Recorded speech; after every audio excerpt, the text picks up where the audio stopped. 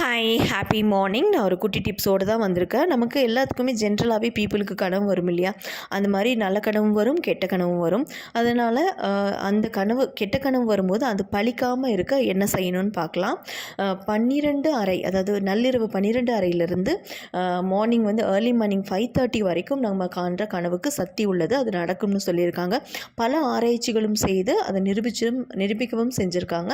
So இந்த கெட்ட கனவு வரும்போது அது பலிக்காமல் இருக்கணும்னா நம்ம என்ன செய்யணும்னா, நம்ம அந்த கனவு வருது இல்லையா, அந்த கனவு வந்த உடனே அதாவது சப்போஸ் நமக்கு 12:30 5:30 மணி வரைக்கும் ஏதாவது ஒரு கெட்ட கனவு வந்துச்சுன்னு வச்சுக்கோங்களேன். நீங்கள் என்ன பண்ணுறீங்கன்னா, அந்த பெட்லேயே பக்கத்தில் யார் இருக்காங்களோ அந்த கனவை என்ன கெட்ட கனவு கண்டீங்களோ அதை அப்படியே சொல்லிவிடுங்க.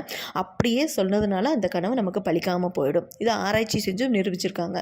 ஸோ நீங்கள் இனிமேல் பயப்படாதீங்க. கெட்ட கனவு வந்தாலுமே நீங்கள் அது பயப்படாமல் அந்த பெட்லேயே அந்த படுக்கையிலேயே இருந்து பக்கத்தில் யார் இருந்தாலும் உங்களுக்கு சொல்லிடுங்க. அது நடக்காது. வாழ்க வளமுடன்.